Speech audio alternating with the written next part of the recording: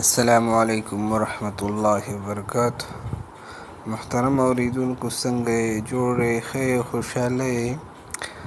الله مو دغه شانتې روغ جوړ خوشحاله لره. الله مو د هر قسمه آفتونو نه مصیبتونو نه مشکلاتو نه په امان کې وساته.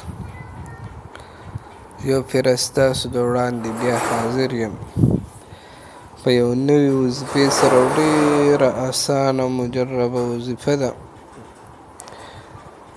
او په یو خاص طریقې سره د الله رب العزت صفتي نوم چې یا رزاقو دی، هغه صرف 10 پیرې ویل دي او په دې په ذریعې سره الله رب العزت خپل د رزق پراخي هغه تاسو ته راولي او د هر قسمه بیمارۍ، مفلسۍ نه او مشکلاتو نه او د غریبۍ نه هم په امان کې وساتي.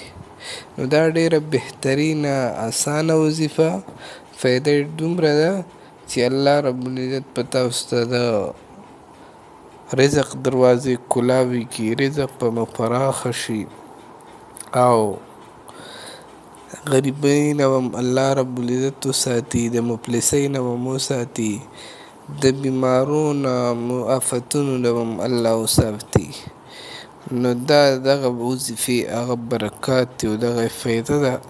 راځو وظیفې طرف ته. وظیفه غدا ده چې د الله رب العزت یو صفتي نوم دی یا رزاقو، چې هغې معنی دا ده چې ډېر زیات رزق ورکوونکیه. نو دا یا رزاقو دا د الله رب العزت دا صفتي نوم، دا به د سحر مانځه نه مخکې په خپل کور کې، د خپل کور په هر یو ګوټ کې، د کور 4 ګوټه دي، په 4 واړو ګوټونو کې به د الله رب العزت دا نوم صرف او صرف 10 پیرې ولولي او هلته به دم کړي. شروع به صرف د قبلې طرف ته چې کوم ښی طرف دی د هغې نه به شروع وکړي او بیا چې په هر طریقې سره نور وویلي، خو په هر ګوټ کې به 10 پیرې یا رزاقو یا رزاقو یا رزاقو ووایي او هغې کې به دم کړي. دا